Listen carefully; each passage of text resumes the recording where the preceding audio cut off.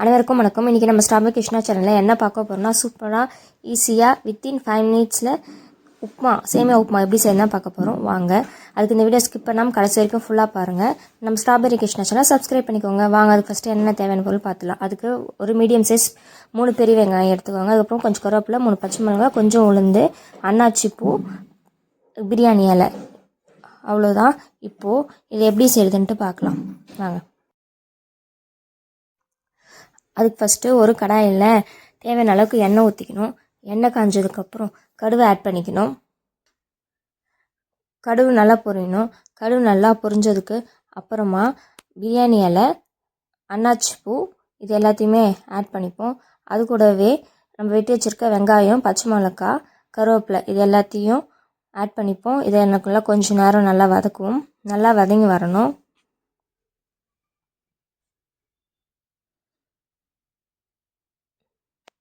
இன்னும் கொஞ்சம் நேரம் இது நல்லா வதங்கணும்.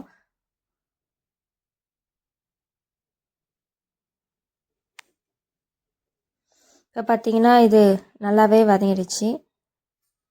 இந்த அளவுக்கு தான் நல்லா வதங்கணும், பார்த்துக்கோங்க. இப்போது நம்ம இதுக்கு தேவையான தண்ணி ஆட் பண்ணிக்க போகிறோம். இதுக்கு தேவையான அளவுக்கு தண்ணி ஆட் பண்ணிப்போம். அது கூடவே கொஞ்சம் உப்பு ஆட் பண்ணிப்போம். இது நல்லா கொதிக்கணும். இப்போது இது நல்லா கொதிச்சிட்ருக்கு. இது கொதிக்கும் போது நான் இன்றைக்கி ஒரு பாக்கெட் சேமியா எடுத்திருக்கேன். அதை இது கூட ஆட் பண்ணிக்கிறேன். இப்போது இது எல்லாத்தையும் ஒரு 5 மினிட்ஸ் நல்லா வேக விடுவோம்.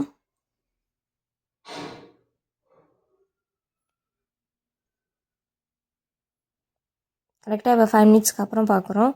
இப்போ பார்த்திங்கன்னா நம்மளோட சேமியா உப்புமா நல்லாவே வெந்துடுச்சு. இப்போது ஃபைனலாக கொஞ்சம் கொத்தமல்லி போட்டு இறக்கிடுவோம். இது ஃபைனலாக அது கூடவே கொஞ்சம் முந்திரி திராட்சை நெய்யில் வறுத்து இது கூட ஆட் பண்ணிப்போம். அதுதான்.